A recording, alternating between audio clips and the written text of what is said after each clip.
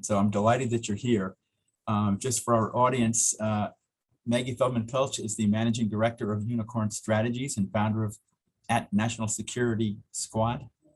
And I'm going to let her tell you all about the organization, but just a few factoids about Maggie herself. She started doing work with the retired flag officers and their civilian counterparts as the Chief of Staff and Special Assistant to the CEO and Board of Directors at American Security Project, which is a fabulous group that is promoting the idea of bipartisan consensus on a national security strategy, something that would be great to have at this point in our history. Maggie went to Wesleyan University, and she's also a so-called proud Hoya, I'm told.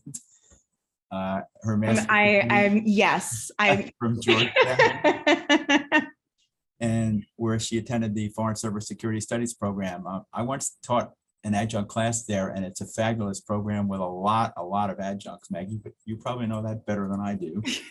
Anyway, congrats on that. And I think I'm going to let Maggie tell us all about her program and what they do, because that's the whole idea here. So we're delighted that you're here today, Maggie. Well, thank you so much for having me. And I'm sorry that your class is on intelligence in Russia. But I was going to say, I think there are worse things. I'm actually not sure that there are. But I'm thrilled to be here virtually. I wish it was in person, but it's nice to be able to do these things virtually too. And I'm excited to talk to you all, and hopefully this will be a little bit of a Q&A. I'm always happy to lecture, but I don't think it's nearly as much fun. And that's probably that Wesleyan education coming through. So what I'll do is talk a little bit about Unicorn Strategies and NatSecGirlSquad. And I'll do my best to keep an eye on the chat and or the Q&A if people have things that they want me to talk about. I've found that makes this a little bit easier, because otherwise, you just get whatever comes into my head, for better or for worse. So I am the managing director and founder of Unicorn Strategies, and Unicorn Strategies is, I think it's a ton of fun.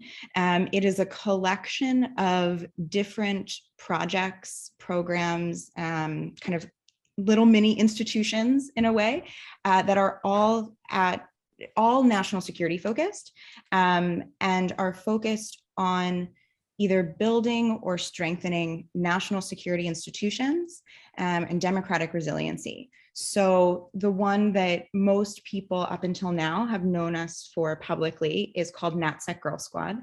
And NatSecGirlSquad is a professional development community, I guess is kind of the simple way of describing it. It's a professional development community of about 40,000 people, all over the world, mostly US citizens, but also from Five Eyes countries as well, and a few NATO member countries, but all over the world, given that the national security apparatus often takes you places beyond Washington, and beyond New York City.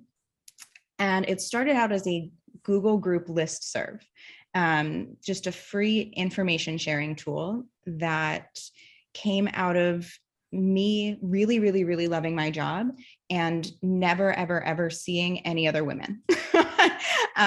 So as you mentioned, I was the chief of staff at American Security Project. One of the coolest jobs I think that a person can have, right, is being the chief of staff to like 117 retired 3 and 4 stars. And when I tell people that, they're like, oh, that sounds like a nightmare. And I think for some people it's a nightmare, but for me, it was great. I loved it. The downside being that all but like 3 of them were men, and they all had a pretty similar career path in that they were all former military. So for them, whether they went to an academy or commissioned right out of undergrad, or were enlisted and then became an officer, pretty much from the age of 18 or 22, their glide path was more or less set for them. So never mind the gender piece, they also just had no idea what it was like to be a civilian. And there was on average about a 45-year age gap, which I think worked really well on both ends, right? They made me much smarter, much smarter. And I like to think I kept them young, but I'm actually not that hip. So we'll see. I did a lot of grocery runs, but also did a lot of really cool things, like took them to Havana, Cuba to meet with the Ministry of Interior, because to me, I'm like, there's nothing to lose. And for them, there's nothing to lose. So we had a pretty good time. But again, no women there. And as I was trying to kind of figure out what was next for me, they had all made it very clear, hey, at some point you should probably go to graduate school, which is the thing to do, right? Especially in Washington. And I had a pretty clear idea of all the things I did not want to do. I knew I did not want to work in international development. I knew that I did not want to be a PhD.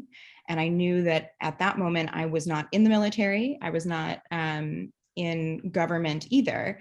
And so I sort of knew and met the people that I worked with, right? And like attracts like. So it was a lot of former military, and I needed some guidance on how do you navigate this space as a young person, as a woman, as a young person who's also a woman, who's also a civilian, all of these things. So I started reaching out to some nonprofit organizations that focus on women in foreign policy largely. And saying, hey, I know I don't want a PhD. I don't really want to be a diplomat. I'm not interested in international development. I'm not currently in government, but I have no idea what I want to do. Does anyone know of any formal mentorship programs that might be available to me?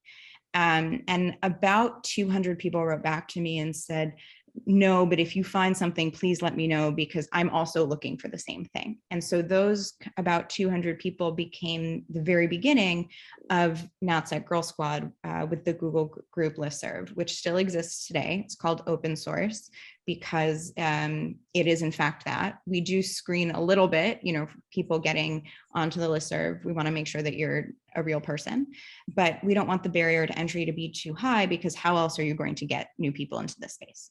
So over the last 7 years, NatSecGirlSquad has grown from just that Google group listserv where people share jobs and events and fellowships and things that they've published or opportunities to publish, or say, hey, I'm going to this event and I don't know anyone. Is there anyone else going that I can sit with?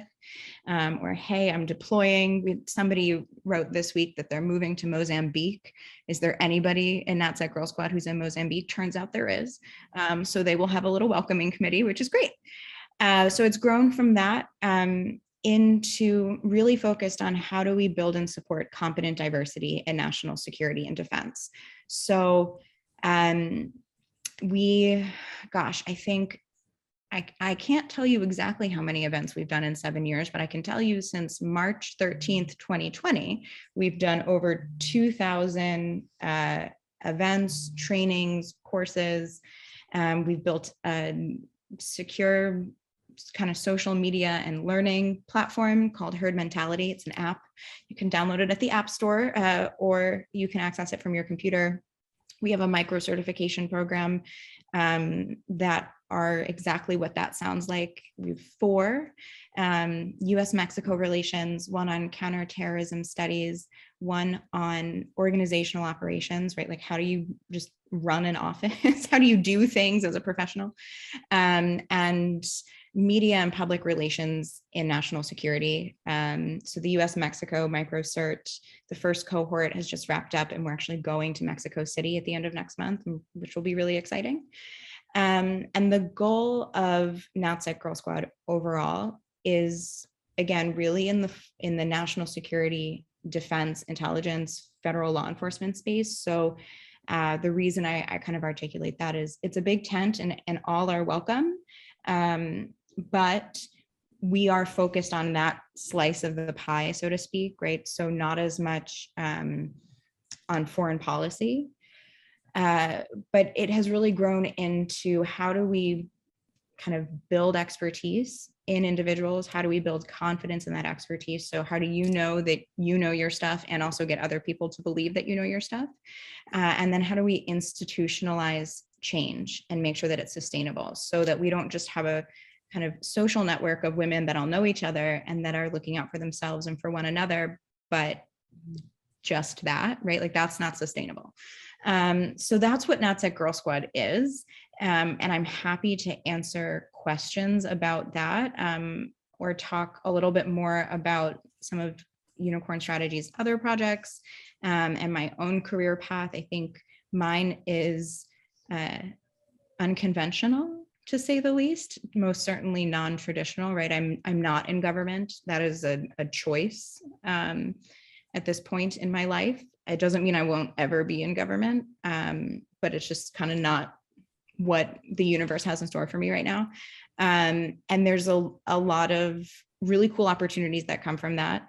It can also make some things a little bit harder, right? Because this is very much a traditional space. It's quite rigid. There's certain structures and things that you just are supposed to do.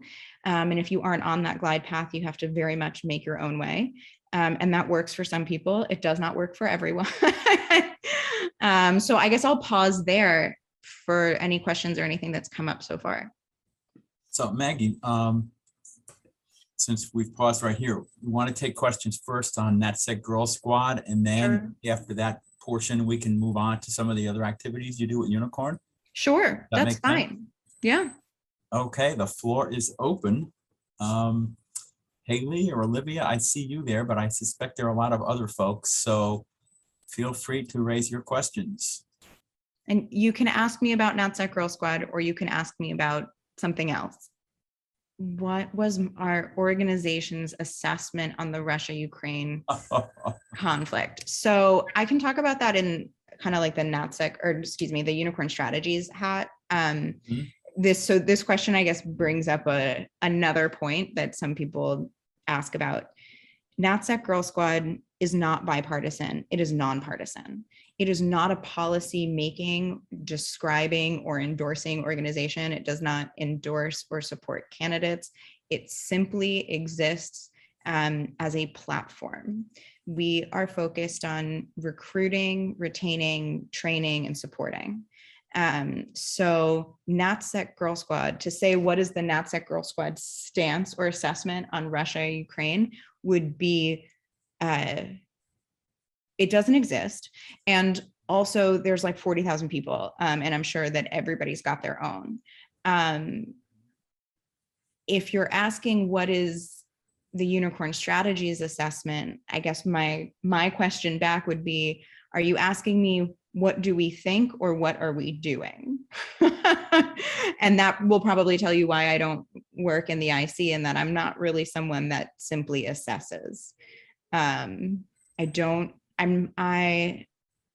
can think with the best of them, but I'm a much better executor than I am academic. We have a question that was submitted pre-panel, and it's from a student who's founding an undergrad club at Columbia to promote diversity in national security. And the question is, I was wondering how you envision the future of gender identity-based organizations. Do you think gender diversity initiatives solely targeting women will become antiquated in their approach? And the question is further, as we solidify a name for our club, do you have any suggestions for language that promotes gender diversity but does not limit its scope to women? Yeah, I think this is a great question. And I think organizations that are focused solely on gender through a binary lens are already antiquated. They were antiquated 20 years ago. So NatSecGirlSquad is the name of the organization. And I'll talk about that in just a second. But we have a pretty clear mission statement and code of conduct. NatSecGirlSquad is explicitly open to anyone, regardless of gender, as long as they are not a, I'm trying to come up with a polite way of saying this, there isn't one, as long as you're not an asshole. The code of conduct is pretty clear. You have to be nice to each other, and you can't be a non-state or foreign state terrorist or actor. So no incels, no men's rights activists, nobody from ISIS, no TB, et cetera, et cetera, et cetera. Why is NatSecGirlSquad named NatSecGirlSquad is a question that I get a lot. To be totally honest and open about it, it's a question I get in particular from women who are at a certain either point in their career or from a particular generation. And I very much understand and respect why for them, it makes them uncomfortable. And they are absolutely entitled to that feeling, right? You can't police how other people feel. I personally refuse to allow 95% of the time, there are certain words that should not get used or reclaimed. Let's put it that way. But girl is not a 4-letter word, right? It's not a curse word. It's not a bad word. And it is not inherently diminutive or binary. That's how I think about it. Nobody gets to tell me that calling my friends girl, which is something that millennials do, millennials of a certain age, it's a word that we use, like it's a term of endearment. And that's where it comes from. I would say, I don't want to say the majority, but probably about half, because I have to check the numbers. A significant portion of the leadership of NatSecGirlSquad is non-binary. It's always been that way.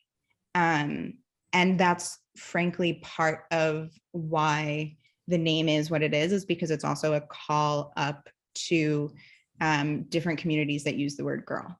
So I'm happy to elaborate more on that if that's helpful. In terms of ideas of what to call your organization, it will come to you, I think. In my experience, it comes to you. Everything I've ever named has just come to me, right? So Unicorn Strategies is named Unicorn Strategies for a couple of reasons. One, the group of men that I used to work for, those flag officers, many of them have call signs, many of them were pilots. And they have call signs, some of them are animals, and they would call me Unicorn Maggie, right? My hair's always been like this. I've always been a little bit different. And so that was kind of like my call sign as a little bit of a joke. So that's part of where the name comes from. It's also abbreviated to US, which is, kind of nice. So in my experience, it comes to you. Don't overthink it. And if there's something that, like, not everybody has to like it. You can't intentionally offend people unless they're people that should be offended, right? Like incels should absolutely be offended. They should wake up and go to sleep every second of every day and be offended. But not everybody has to like it. You have to like it. That's my answer. Hey, if I could build on that, Yeah. we've got several questions here in the Q&A, but one directly related here. Somebody's asking, why did you choose not to work in the IC? Yeah, I mean, so I would say a couple of things. One, I will be 30 years old in 48 days. I'm not counting, but it's coming up. I haven't chosen or not chosen to do anything, right? Like, and I think that is so counter to how the national security apparatus functions, right? We think that you're supposed to pick like really very early in your career and you do that thing and then you're only that thing.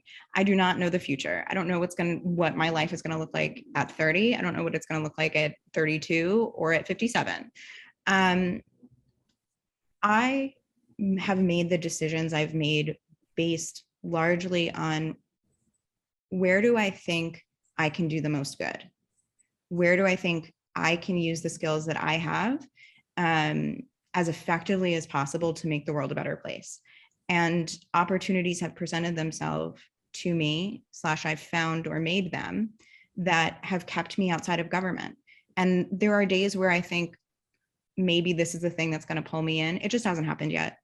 Mm-hmm. NatSecGirlSquad collaborates with the IC quite a bit. And so I don't know. I've also always been a little bit of an outsider. I don't have a good answer for that. It's not like so much an active choice most of the time. All right, that's fair. Haley, are you there? You want to pick up some of the questions, or do you want me to do this? Sure. So another question that was just submitted, someone said they'd love to hear your advice for young women and minorities figuring out what the right niche is for them in the national security community.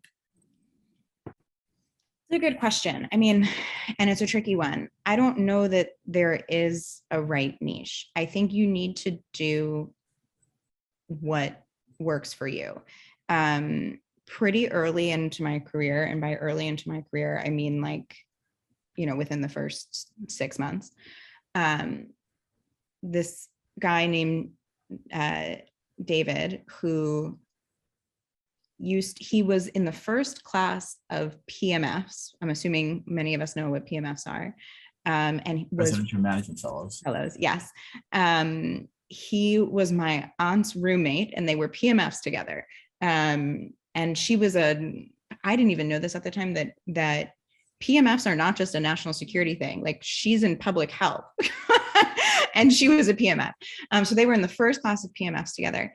And he agreed to meet me for coffee. And he gave me 2 really good pieces of advice. One was, keep an index card next to the bed so that if you have a really good idea at night, you can wake up and write it down.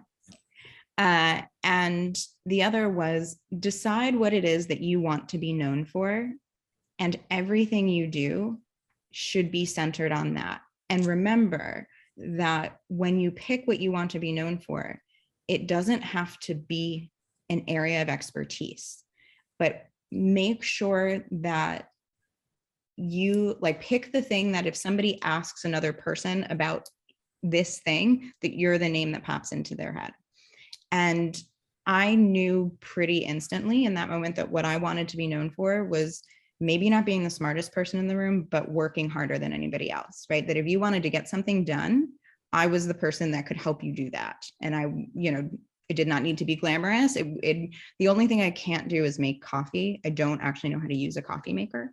And I think that's because my first boss, who is a retired Marine general, really felt very strongly about he was the person that was going to make coffee in the office. So I just never learned to use a coffee maker. But yeah, David gave me this advice of, pick the thing that you want to be known for and focus on that, right? And it was and has been super helpful, because particularly when you're someone like me outside of an institution, you need a way to define success. Otherwise, you're sort of just floating out there. Like, are you anywhere at all? And I knew, like I said, that I wanted to be known as a person who just worked really, really hard.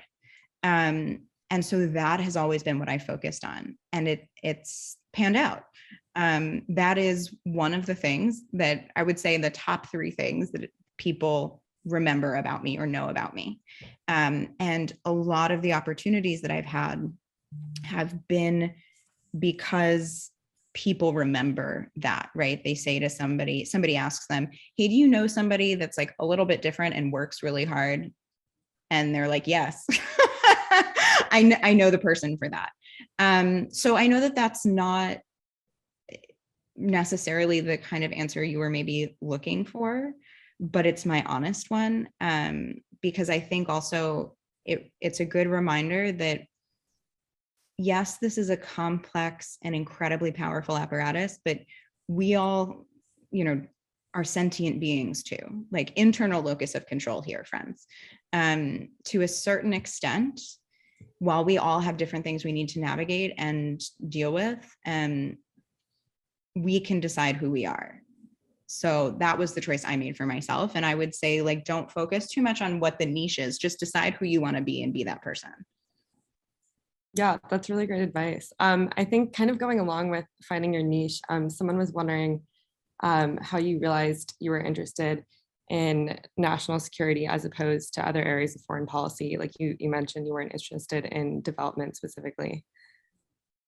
Yeah, so when I was an undergrad, I went to Wesleyan, as we talked about. And for those that are not familiar with Wesleyan, it's known for a few things, but I think when it comes to academics, it's known for having a pretty loose definition of core curriculum, very limited idea of standardization, and yet somehow I still decided that I needed to make my own major, right? This is a school that requires 32 classes to graduate, only 8 of them have to be in a major. And I still was like, no, I need to be different. So I made my own major, and I double majored in theoretical economics and music with a concentration in opera performance. I actually have a second master's degree in opera. And I thought very much that I was going to work in corporate social responsibility for luxury consumer brands. That was the plan. I was going to get an MBA, and I was going to help, Stella McCartney and Louis Vuitton not kill the earth. Newsflash, guys, that's not what's happened so far.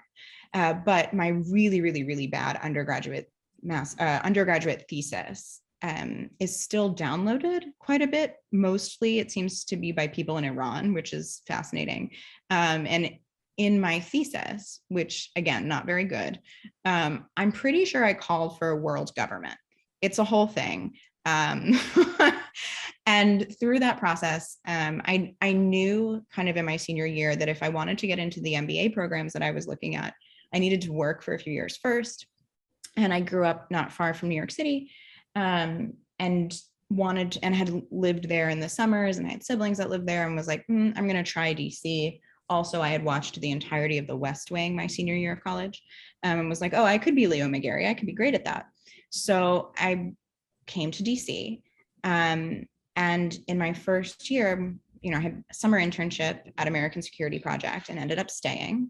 And in my first year, I also started an online program called HBX, which is Harvard Business School's online kind of like intro class. So you're thinking about getting an MBA. It was accounting, intro to economics, and data analysis. And I had taken the last 2 classes in undergrad. And found myself pretty good at accounting, but miserable, and realized that I should not get an MBA. And at the same time, I had this really cool job that I loved, where basically the rules of my job were try really hard. If you make a mistake, own up to it. And it doesn't matter if you're successful or not, as long as your heart is in the right place. But if you're going to do something, they would say, leave a Maggie-shaped cutout in the wall. And I really, really loved what I was doing.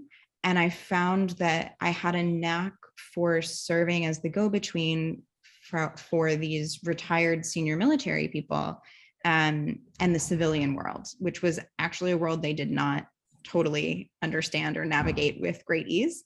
And I really loved it. And I found that my personality and how I see the world is much better suited to the national security space than the foreign policy world.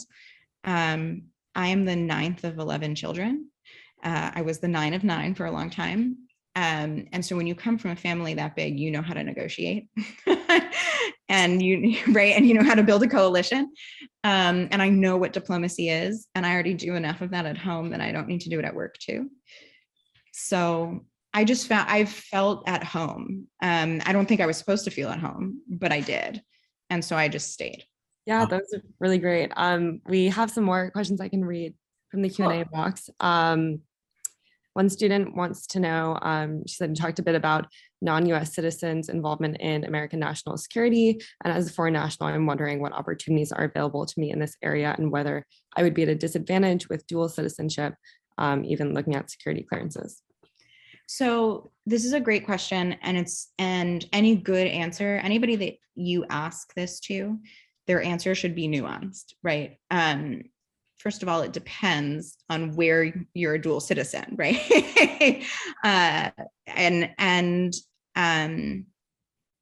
It's complicated. Is that a fair answer? I mean, it's complicated. It absolutely is. Yeah. It's complicated. It will be harder, but it's easier to be a dual citizen than to not have US citizenship, right? You're not going to get very far as a non-US citizen trying to work in the national security space.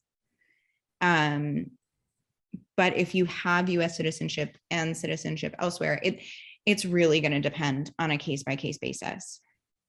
And there are people who are non-US citizens who can do perfectly well in the think tank world and in the private sector piece. But within the USG, it's extremely difficult. Particularly in the intel community, you have to be an American citizen. Right. In terms of dual citizenship, exceptions can be made, even in the IC, and that in part will heavily depend on what the other country is. Obviously, there are some where it would be very, very difficult right now because of counterintelligence issues. But on the other hand, if you've got a unique language skill, for example, or a great living experience in that country that you can bring to bear, you might be able to get through as a dual, even from a more challenging country with a CI concern. But you're right, Maggie, it very much depends on specific circumstances. Yeah, and I would say that, if it's something that you're interested in, right? If the IC, for example, is something that you are interested in, and you have US citizenship in addition to other citizenship, apply, right? The number one thing that makes me totally bonkers is when people decide that they are not eligible for something because even though technically they are, they take themselves out of the running before somebody else does, right? Applying is absolutely not the same as accepting a job. Even getting a job offer and accepting the job offer, you don't work there yet. Like, wait until you get it, until you are in the building. Yeah. Don't take yourself out of the running for opportunities that you are eligible for on paper. Like, just apply. If you're not eligible, they'll tell you. They will absolutely let you know one way or the other. But it is not your job to shut doors for yourself. That you can leave that to somebody else. Yeah, so continuing with the questions we have, an interesting one that was submitted before the panel was, not long ago, you prompted the following question on LinkedIn. If you could build one program of any kind to strengthen democracy, what would it be? The weirder, the better. And this person wants to know how you'd answer this question regarding job recruitment and hiring processes in this field. Oh, that I'm going to apologize in advance that I already have like an immediate answer to this, because this is the kind of thing that like lives in my head all day, every day. To the point where we have something like 14 whiteboards in our house, and our dining room table, which sits 10, is actually just a giant piece of glass, and there's whiteboard markers everywhere. So living with me is a joy. So what do I think is the thing that will change the recruitment process, which is different from the hiring process? I would alter the way that I basically would make it so that you don't have to join government starting from entry level if you're coming in from the first time, right? Because something that happens is you don't necessarily know who you are, what you want to do at 22, or what you want to do at 22 is different than 32, or even 22 versus 25, right? Like the US government, especially the national security space, has gotten way better at recruiting people right out of undergrad and grad school.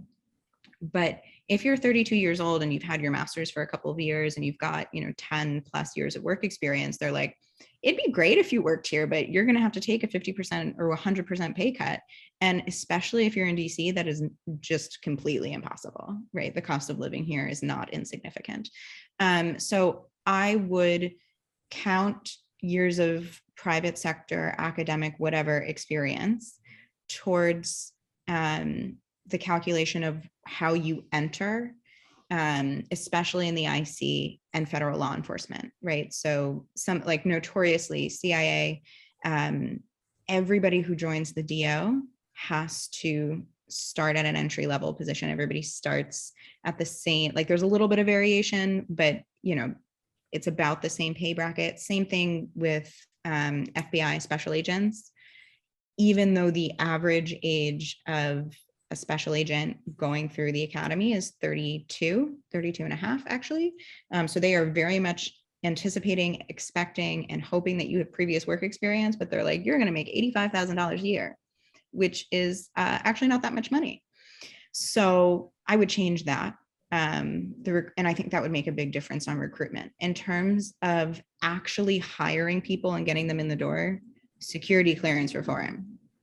It's not sexy, but oh my God, do we need it? that I was, had a point on the yeah. on the recruitment piece. And this is specific to CIA because that's where I spent my life. But there actually is a program that recruits people at the mid-career, people who were in their 30s, sometimes even in their 40s, generally not in the DO. But we actually have an orientation program for mid-career hires. These are the people in the Directorate of Science and Technology, technical types, engineers, scientists. But even in the other directorates, Directorate of Support, where you want very specialized technical people who can do security, logistics, communications, some IT background. Same with the Digital Innovation Directorate and Directorate of Analysis. So I agree, DO is kind of separate. DO is a special snowflake, The special snowflake, but I would speculate, purely speculate. I think there may be cases in the DO where they do hire people Yeah. for a variety of reasons who have an actually perfect Vita sheet that says they have an alias that they can actually claim this for real. Real, right? Like they actually exist as a person, and I 100% agree with you. And I think I really wish, particularly when we're talking DIA, CIA, and a few others, I obviously this is a tricky needle to thread, but people don't know that, right? They really rely on what's on the website. And so there's, right, and this is the point of like selecting out of opportunities because you've decided it won't work for you. And sometimes that makes sense, but sometimes it doesn't, right? People who could and should apply, and may be the exception to the rule, are often the ones that don't. And those are the ones we really need. And I am always so saddened by that. Is that the right word? Yeah. Okay. Olivia? Yeah, I mean, I don't know if there are any questions in particular you'd like to answer from the Q&A box, but I think this one's pretty interesting, about managing personal life and professional life working in national security that requires keeping things secret and confidential from a spouse or family. And has that ever been a problem? For me or for people in the world? I think, from your experiences engaging with others and in your own personal life. Yeah, I mean,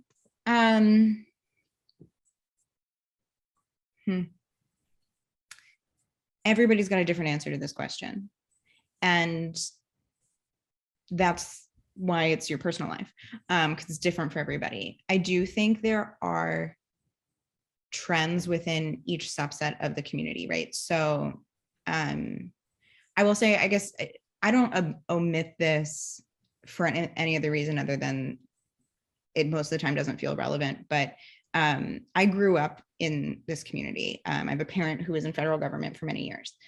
And so there are different cultures within the apparatus, right? Like even just within the military services, the Navy and the Marine Corps, they may be bound together by a budget, but culturally they are really different.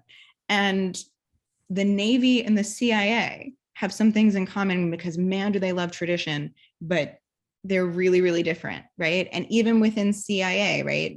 DO versus DDI, like, so I mentioned that to say that one, there are, for example, the IC is a great example because there's 17 agencies, right? And then, so each one of them has an overall culture. And then within each organization, there's multiple cultures. And then the IC's culture as opposed to DOD's culture, blah, blah, blah. So how everybody experiences this is different on an individual level. And then how it's handled internally is different. There are places where they really do not want you to have personal relationships with one another. And there are places where like everybody's married to each other, everybody's friends with each other. It's total, right? Like you look at staff, like professional staffers on committees, like committee staff on the Hill, that is a completely different vibe than DIA. So I think like, not to give you the lazy answer, but you got to do what works for you. And if you are worried about your ability to not talk about things that you shouldn't talk about at home, then either A, don't be in this business, or B, find somebody else to live with. If you have nothing else to talk about except work, you have the world is a big place, my friends. There's a lot more to talk about. And, you know, my partner and I, we met in graduate school. And there are people that know both of us professionally and have no idea that we even know each other. And it's not that we're like actively hiding it. We just have separate professional identities. So we also are very different people. And it works for us. I think it's really important to talk about this. I also think that men need to talk about this just as much, if not more, than women.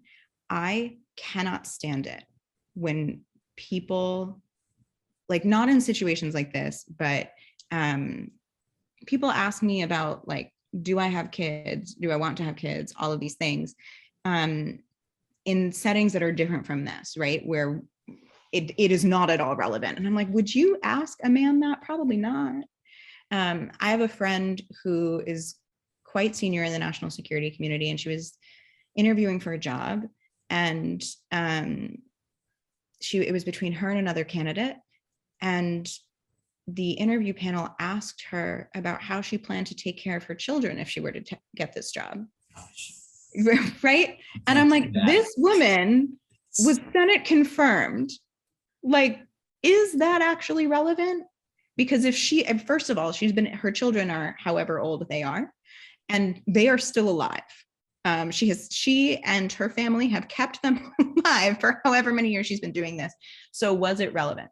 And that stuff makes me crazy. So how I manage my personal life is that I manage it, right? Just like any other person in any other field. I mentioned that I also have a master's degree in opera. It's really important to me to do things that bring me joy, that are not only national security related. So I rehearse 3 times a week and I practice every day. And my team knows that that block on my schedule is immovable, right? There is almost nothing that can cause me to schedule over that block. I have a dog whom I adore, and I will walk my dog, and I'm happy to be on the phone with you while I'm walking the dog, but I'm not going to not walk the dog. And again, like, have hobbies. It's great and important to, like, sometimes you make friends with people you work with, and there's nothing wrong with that. A lot of my friends are from this space, but if you don't have anything else to talk about, you're in trouble. It means you're probably pretty boring, and don't be boring. I can add a couple of points here. Yeah. I mean, I've lived that life in part. I was an analyst in the director of analysis. And obviously there were many, many things I couldn't talk about at home with my wife or daughter. But, you know, over a period of time, you start to compartmentalize your brain. I knew things I couldn't talk about, but it's not like I don't have, like you say, Maggie, a lot of outside interest. There's all sorts of things to talk about. But for the DO, it's a whole different issue, because there you get into all these cover issues, and the reason they're so demanding in their recruiting and hiring process, they go through a big series of interviews to make sure that you're comfortable basically leading a double life, lying on a regular basis, but most importantly, your ability to feel comfortable having the responsibility of somebody else's life in your hands, because one bad security glitch on a meet or anything that gives away the identity of somebody you've recruited can literally mean their life. Yep. We had a speaker in class last week who was a retired career case officer, and I've heard her speak many times, but she makes it very clear. You have to have this capability to literally compartmentalize your life, not just your brain. But it's doable. It is doable. She had a successful career and really enjoyed it. Her kids grew up abroad. They loved it. They're much more cosmopolitan in their world outlook, which she really likes. So it's just one of those things you have to learn how to manage it. Right. It's totally doable. There's I know, Peter, you know him, John Cipher. course. John Cipher and my father were college roommates. And, you know, his kids are younger than I am by about a decade. But like, it's doable. Is there a toll that it takes? Absolutely. But you just have to know what that is. And I think anybody whose brain immediately says, oh, it's not a big deal, I could do it, do not apply. It is not for you. Anybody who is like, that's really heavy and I'm pretty sure I can't do it, probably also not for you. But if your brain says that's really heavy and I'm not sure, or that's really heavy and I think I'm not immediately turned off, apply. Hey, Maggie, I wanted to ask a question. Yeah. And maybe this is a segue to Unicorn, but you mentioned that since 2000, you had over 2,000 events. Yeah, since 2020, yeah. 2020. All those are just NatSecGirlSquad. So could you give us a sense of the range of activities? What are the kinds of things you actually do at these events? Yeah, so NatSecGirlSquad, March 13th, 2020, like everybody else, we were like, well, the universe is melting. And prior to that, we had never, ever done anything virtual, right? Because of the nature of sort of how we operate. And we had been working on building out this platform for a few years. And our biggest challenge was, frankly, just adoption, because people weren't comfortable doing it virtually. And then we were all forced to. So we sped up the rollout and set a goal for basically, I think, 1,000 events between March 13th and December 1st of 2020. So what is an event? And we much surpassed this. And we picked the first week of December because we do a big annual conference every year. And we wanted to roll out the platform for the conference and make sure we really knew what we were doing.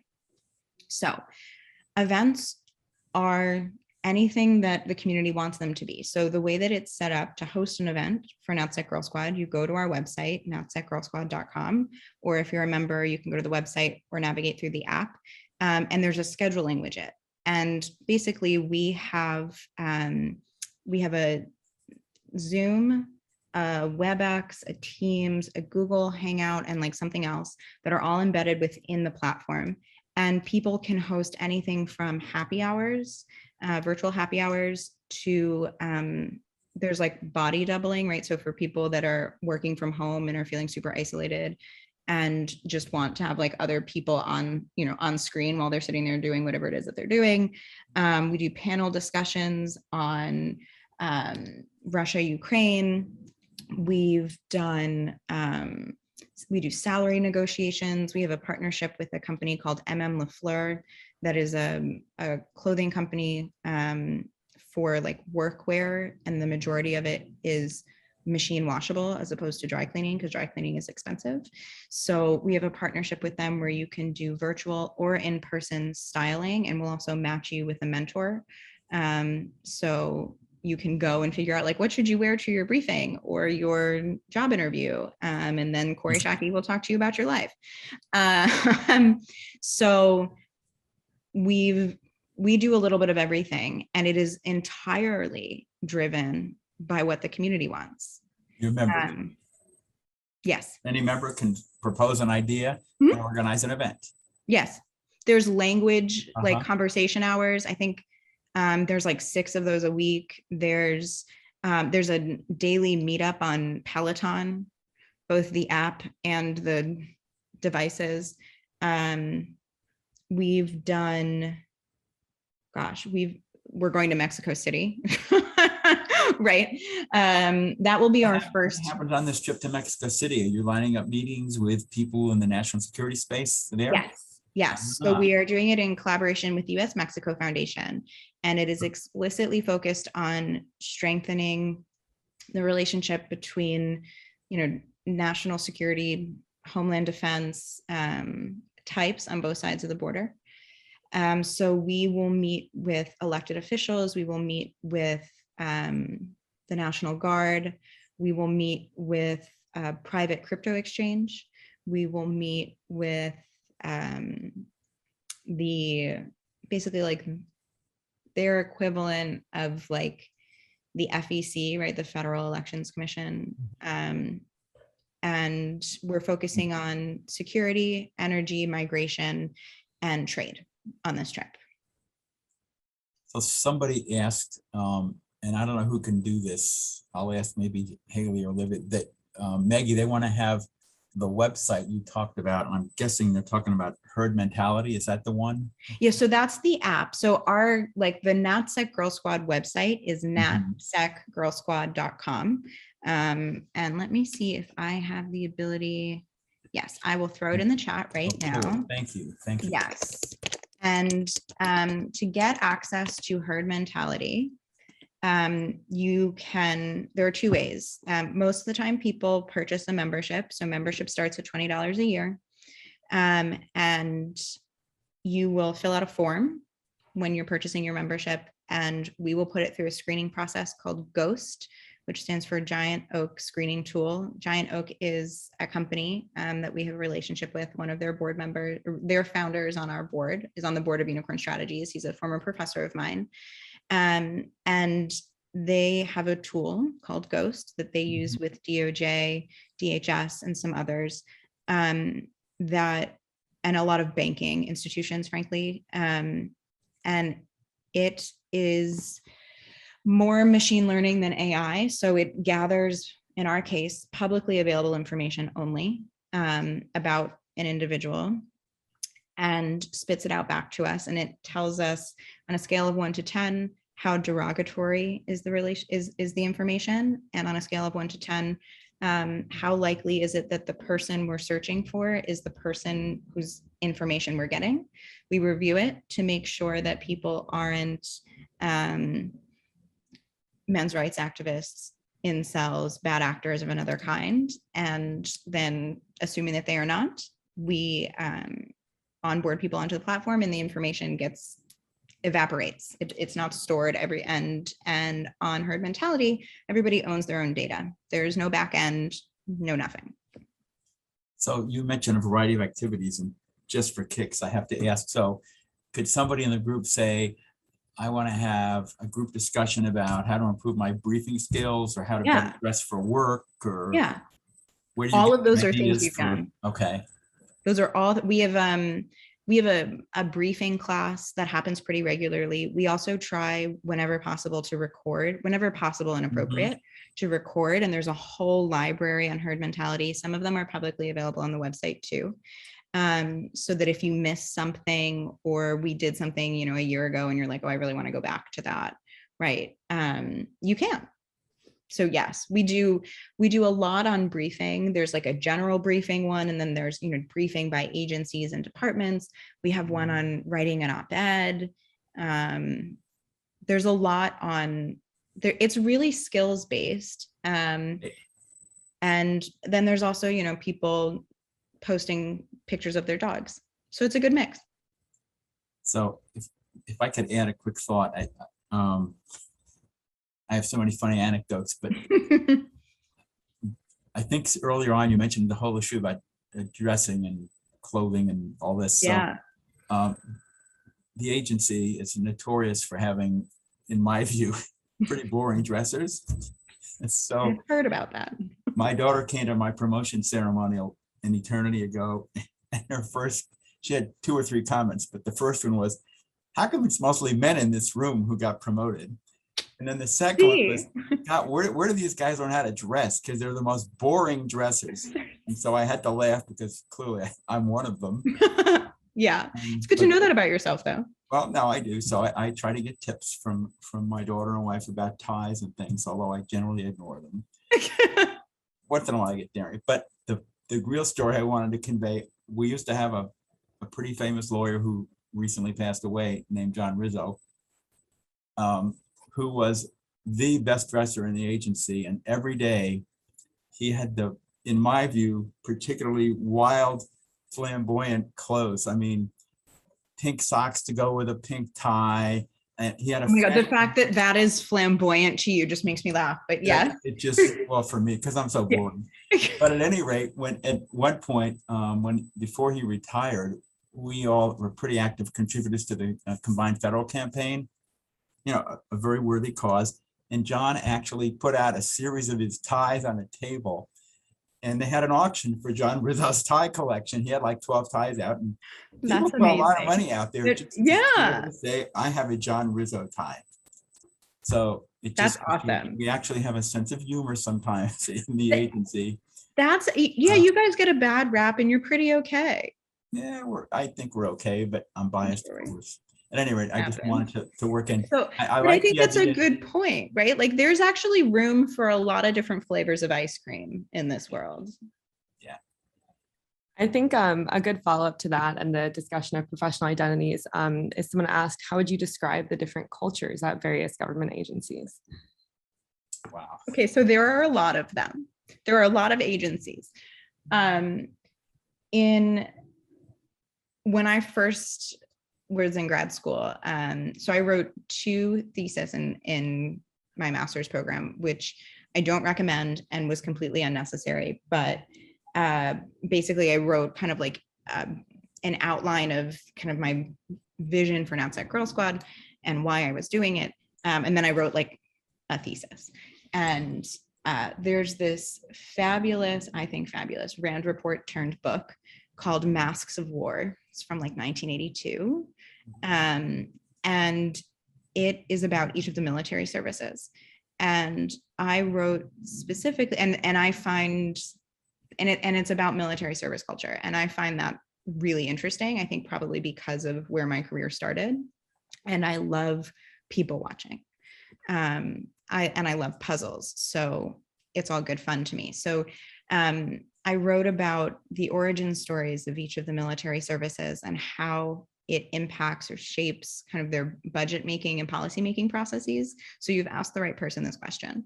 I will not attempt to articulate what I think the culture is for every single agency in every single department, right? Because like, as we said, in the IC alone, there are 17.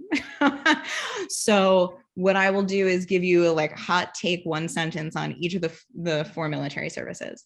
So the Air Force is like all technology all the time, right? They're in it for a good watch and probably a golf course. And they're really into making sure that they're getting enough sleep before they fly. The Army is looking to be all things to all people, right? Like they are a hammer, a screwdriver, a wrench, and a nail. And those are the 4 things. And you can solve all problems with one of those 4 things. The Navy, the best way to describe them to me is that the Naval Academy, the campus is built around the crypt of John Paul Jones, but they don't actually know whether or not it's John Paul Jones that's in there. But the tradition, the idea of the tradition is enough for them.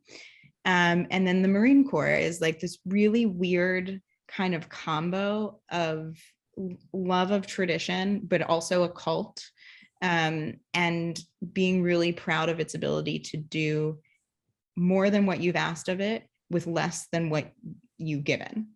They are the only military service whose structure is written into law, and they are the smallest because they are a cult. And if you are at all into this, if you want a good time, watch how the Marine Corps gets their money in the NDAA, because again, they are teeny tiny, but they are better at marshaling resources than anybody I've ever seen. And I'm a little bit biased because I have a Marine Corps parent and a Marine Corps sibling. But like, it's a cult. It's a cult. A happy cult, but a cult. If I could echo just a couple of things. If you take the 17 entities in the intelligence community, they all have different cultures. But and I think you said this earlier, Maggie, even within the cultures, like if you take the agency, there's 5 directorates now, each one has its culture. But even within the major culture, there's little subcultures, and we call them tribes. And it's hysterical. But if you're in the analytic directorate or operations directorate, where there's regional offices and technical offices, there's the Yeah. Middle East groupies and there's the Russia groupies and the China. It's like, and they're all very, very different. Yeah. And it's kind of tribal. It's totally tribal. It's completely, it's absolutely. like visceral, right? I mean, it's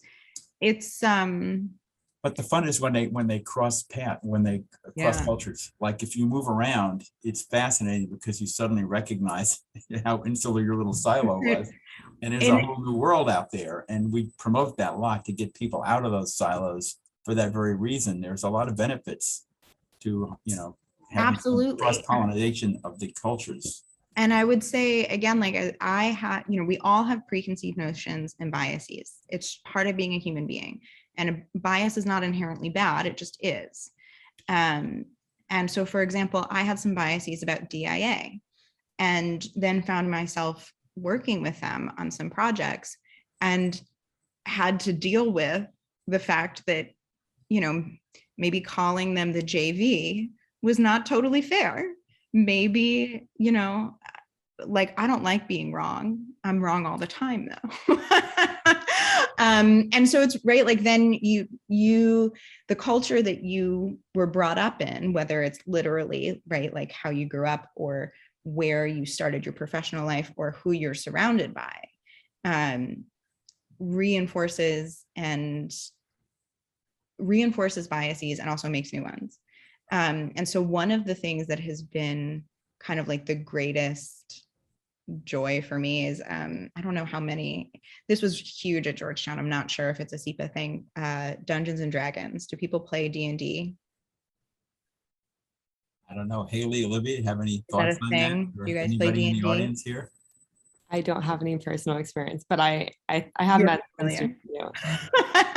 So like we, is it a tabletop exercise? Is it a war game? I don't know, but it,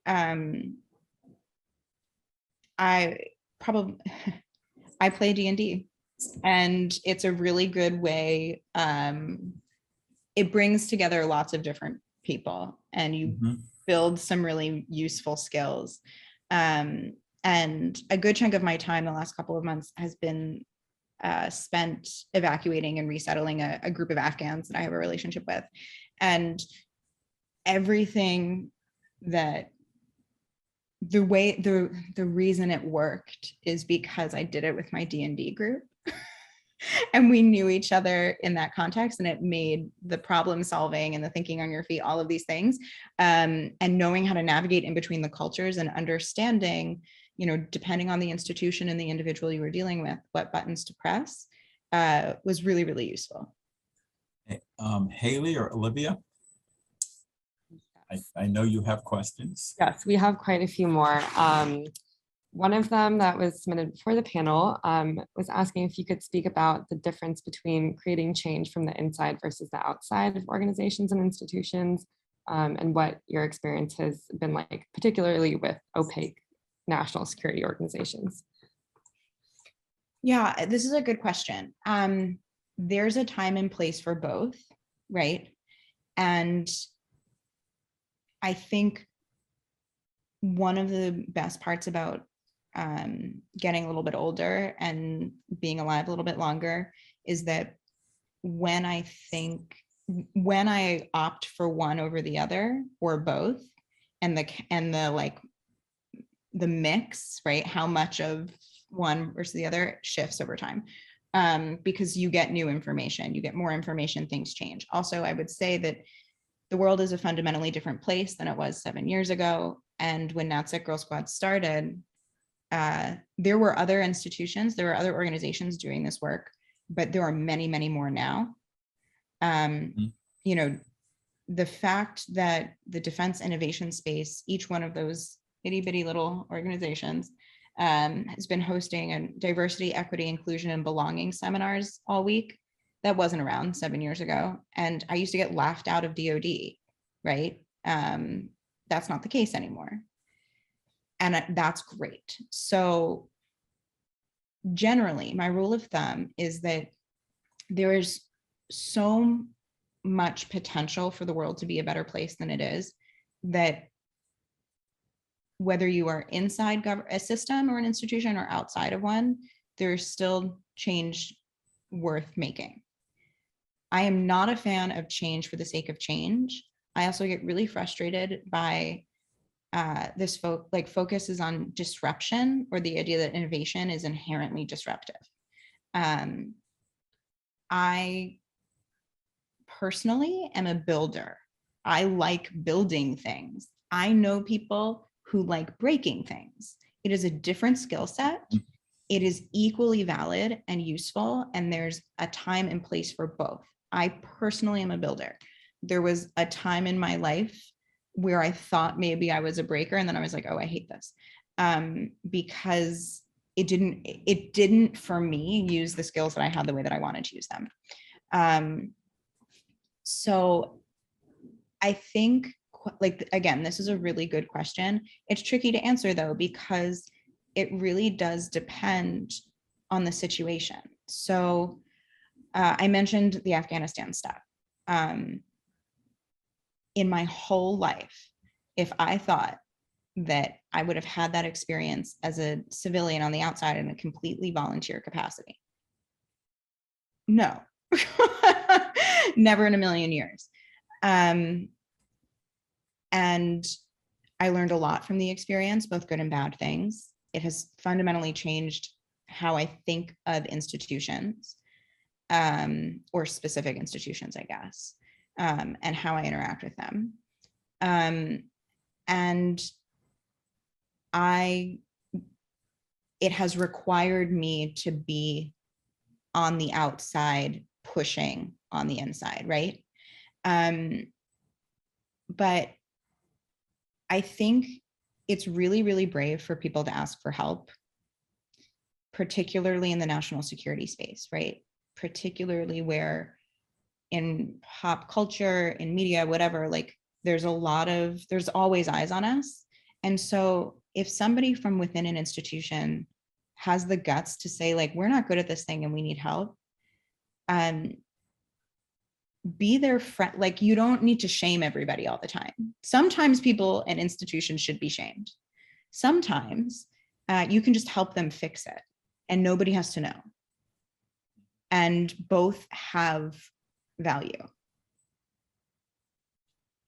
Yeah, no, that's great. Going along with the theme of change, someone was wondering how the hiring environment has changed since you began your career, and in your opinion, is it harder or easier for women to get jobs? Women contain multitudes, so I'm not comfortable saying it is inherently easier or not easier, because, like, I don't know. Every person is different, and every process is different. It has changed dramatically. Change, like I just said, is not inherently good, and sometimes it gets worse before it gets better, right? So sometimes you figure out there's a problem, and then you have to, like, work through the stuff. Do you know what I mean? That you have to deal with the ickiness. So a great example is the FBI. The FBI realized that for special agents, the most significant predictor of whether or not an applicant who passed the physical fitness test would receive an offer and pass the interview process was a combination of whether or not they had served in military or law enforcement and whether or not they were a Hispanic man. And the biggest predictor of whether or not, assuming you met the physical fitness requirements, that you would pass the interview on the first try, and you only get 2 shots, is, like, if you were a Hispanic man without law enforcement or military experience, there was like a 9% chance that you were going to pass the interview on the first try. And that is a problem, right? That shouldn't be the thing that is the biggest predictor of whether or not you get through the interview, especially when you realize that those that receive an offer to become special agents, something like 78% of them, this was about 18 months ago, so about 78% of them do not pass the interview on the first try, right? So you're finding out then that your interview is not doing what you think it should do, right? It's wildly inefficient because the people you end up picking, you didn't get them on the first try, and the only difference between them is that they now know what you're not preparing them well for the interview, right?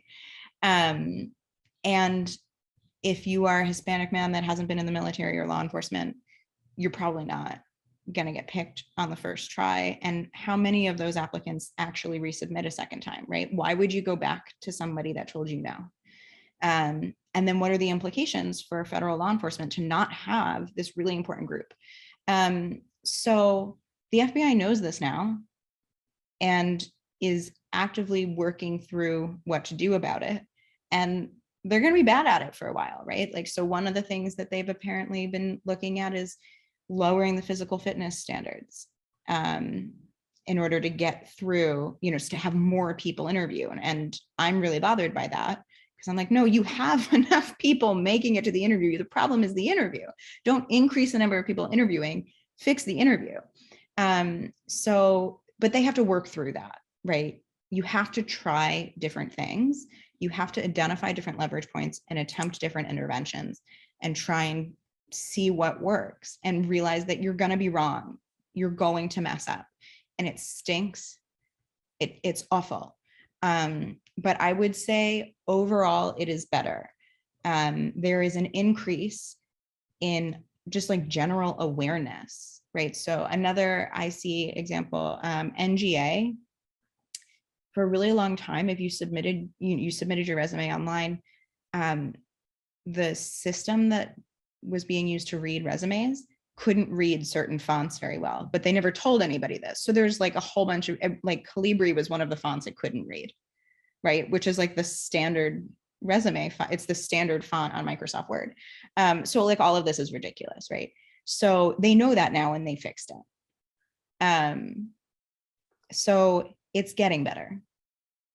Yeah, that's really good to know. I think while we're talking about entering the workforce and barriers to doing so, someone was wondering, what opportunities do you think are best for women pivoting and or re-entering the workforce, either from other industries or after having children? And what do you think are the best ways to make the switch and establish competency? Okay, let me answer the second part first. I think getting to know other people in the space, regardless of gender, I do think I'm more confident in saying the regardless of gender part now than I would have been 3 years ago, because I think if you're either pivoting in and have kids or are coming back after having kids, whatever, like, women are still disproportionately responsible for childcare, but with COVID, there is a slightly greater understanding about the realities of parenting. And so I think if you're coming in from having kids, find other parents, other people that are parents that have caregiving responsibilities, and connect with them. I would say the number one thing is don't be afraid to reach out to people. The worst thing that can happen if you reach out to someone is that they don't respond. Nobody dies as a result, right? Like, you will live to fight another day. You didn't start a war, blah, blah, blah. It's fine. So reach out to people. Everybody's going to give you a different set of answers. Everyone's going to give you different advice. But hopefully, for every 3 to 5 people you talk to, you find one person who's like going to be in your corner, right? It's another person it's another person who knows you exist and is a resource for you. So start talking to people, and then talk to more people, and then talk to even more people, right? Every person you talk to, ask them for 3 names, and just keep going. Like, do your own network analysis, map it out, figure out what you like, and also don't be afraid of things that you do not like. It is okay to be like, oh, I don't want to do this. So don't do the thing if you don't like it. In terms of what do I think is best for women, I think what's best for women is whatever individual women want. Because I'm watching the chat, women can do whatever the hell they want. If a woman wants to be in the DO, they can be in the DO. Every woman can decide, just like every man, every person right? Like this is the core essence of NatSec Girl Squad, is like, everybody should be able to do whatever the hell they want as long as it helps to make the world a better place and they are capable. Everything else is peripheral, right? It impacts how we move through the world, how systems impact us, blah, blah, blah. But it doesn't decide whether or not you can or should do something, and if something is or is not for you. Only you get to decide that. And I'm not a fan of letting other people or inanimate objects decide my life for me, generally speaking. Thanks. Can I add a quick footnote? I want to make a pitch for the importance of serendipity. And one of the things I really like about your group, Maggie, is you're casting a huge net. You said you've got like 40,000 people. Yeah, it's a cult. But every one of those is potentially a very important contact. They may not be right now, but maybe later there are. And I can think of so many examples. When I applied to the agency an eternity ago, I was one of a gazillion people. And by the way, I use this metaphor a lot in discussions I have with students who are considering careers. To me, applying to the IC is a little bit like buying a lottery ticket. Yeah. The agency in 2007 publicly acknowledged they had 160,000 applicants. If we hire 100 or 200 analysts in a year in my old directorate, you're buying a lottery ticket. Yeah. And when I applied again an eternity ago, it took forever to get processed. They gave me a start date and then they told me, well, we're having a hiring freeze, you can't come. And I said, I just gave up my job. You must be kidding. And they said, I pleaded and said, please let me talk to a human being rather than all this stuff on the phone. They brought me to the building, and the guy who met me to conduct an interview was somebody I had met at a seminar group in downtown DC about the threat from Russian underground facilities and nuclear devices. But I didn't know, and I only knew him because of that seminar group, and that I had met him like maybe 3 years earlier. And I didn't really know him that well, but I walked in the room and I knew immediately who he was. He knew me. And undoubtedly, I'm sure it had some impact that he had a comfort level in knowing me. Right. You just never know. All these activities totally you're never talking know. about, you don't know that person someday is going to be somewhere that's going to actually be an important difference. 100%. Like gosh, I have a million examples of this, but one that is on my mind today is that a friend of mine who's a former Foreign Service officer, and when she was an FSO, we were fellows for the Aspen Security Forum together. This was like 2016, I think. And there was actually a group of us, like 5 women in this group. And we've all stayed pretty close. And we've all, at that time we were not quite early career, but like earlier than we are now. And there's some variety in there, some diversity in there. And she was a Foreign Service officer in DC, and then she went up to the UN, and then she took a step back from the Foreign Service, is now in the tech world. And when we met, those 5 women, myself included, we had no idea how important we were going to end up being to each other personally and professionally when we met at all, right? And it was completely by chance. We didn't know each other. And in fact, the guy who ran the forum at the time, Rob Walker, who picked me and picked all of us, right, is one of my closest friends and mentors to this day. And we are constantly, it used to be we were constantly running into each other, all of us. Now we're constantly intentionally running into each other and passing opportunities to each other and working to keep each other in each other's lives, right? Like, this is real life, guys. Like, remember that.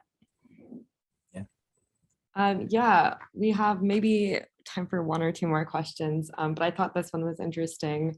Someone wanted to know, as current events unfold, many students or young professionals might decide to try and align their expertise or build expertise with the current hot button issue. What advice do you have about honing in on a specific area or language or issue? It's a good question, and I'm the worst person to ask this to because I'm a generalist. I've mentioned already, I went to Wesleyan for undergrad. When I came to Washington, I remember I met a guy on my first day of my internship who had both an undergraduate and graduate degree in water security.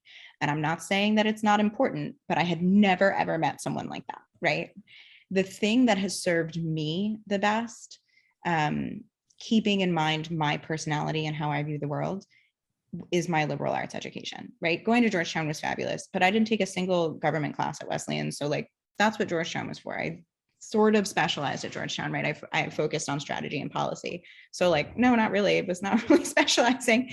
And it's true that a lot of people in the national security space specialize. I think it's a little bit more common for analyst types. I'm not an analyst type, right? And I mean analyst type as in, is that how your brain works? Is that how you exist in the universe?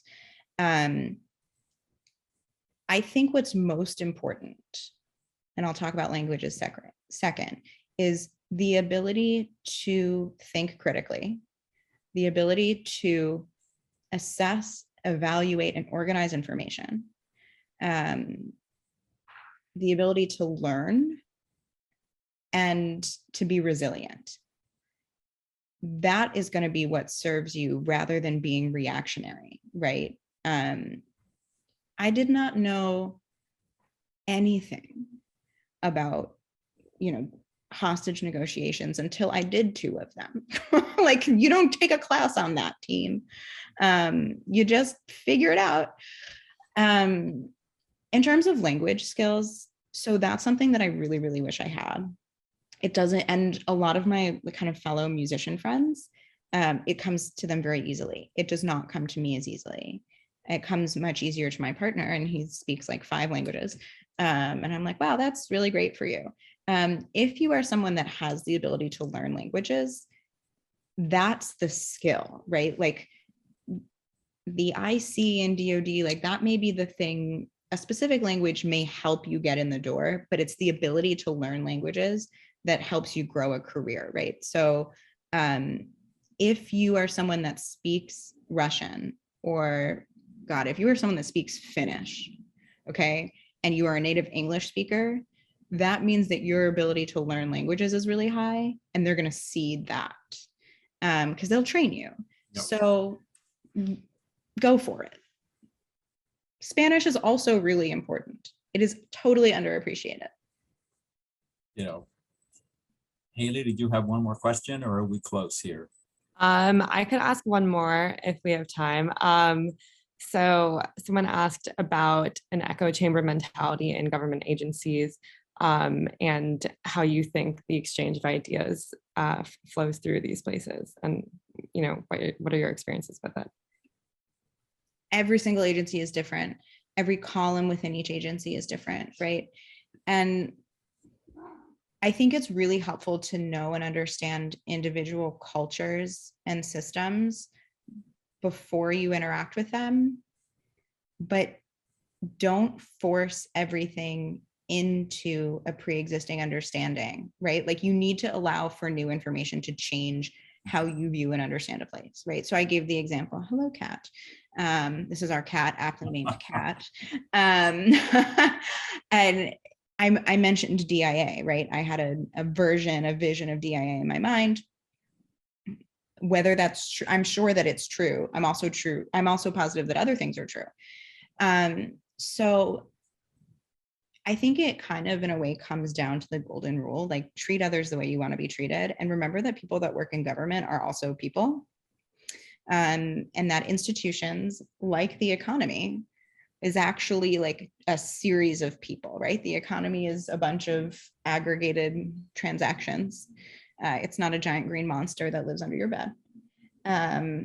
But institutions are groups of systems with some bureaucracy thrown in.